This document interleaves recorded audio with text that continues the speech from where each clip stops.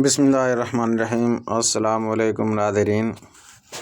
ये है जी बंदा ते ये है बंदे दी जगह कि वेखो दरिया दा एक सैलाब आया। उस सैलाब दे नाल कितनियां तबाहियां मचियां।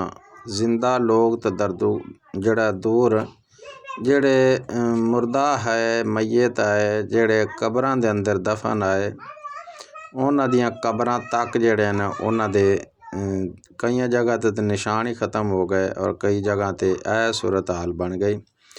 इंसान दुनिया ते रहते पता नहीं अपने आप नूं की कुछ समझ बैठदा है।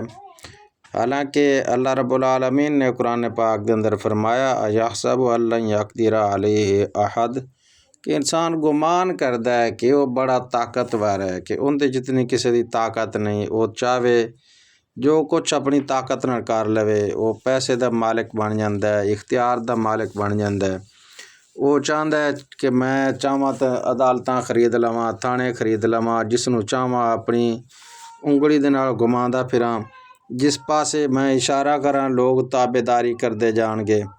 तो इस तरीके दे इंसान दे गुमान आत ने, ख्याल आत ने।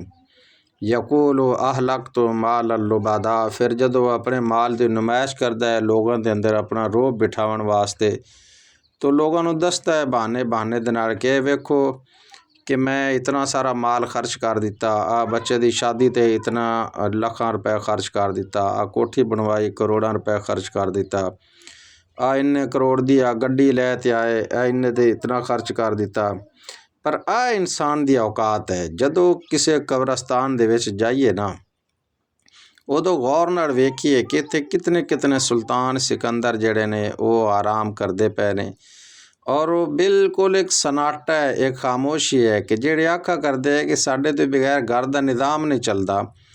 हुण उन्हां दा भी निज़ाम उत्थे उन्हां तो बगैर भी घर दे निज़ाम चली जाते हैं, जबकि उन्हां नूं दुनिया तो गया होया नूं कई बरस बीत गए, कई साल गुजर गए। हुण तो पिछों उन्हां दे वारसां दा ख्यालात ही उन्हां नूं वारसां नूं नहीं आंदे।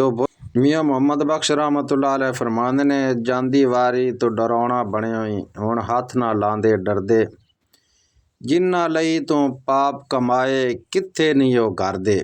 कि जिन्हां लई इंसान सारी जिंदगी मैं मेरी मेरी करदा मर जांदा है, वो कबर दे उत्ते मिट्टी पाण दी देर तक इंतज़ार करते हैं। बाद विच कोई 2-4 दिन कोई कबर ते चक्कर मारदा है, वो भी लोग भुल जाते हैं।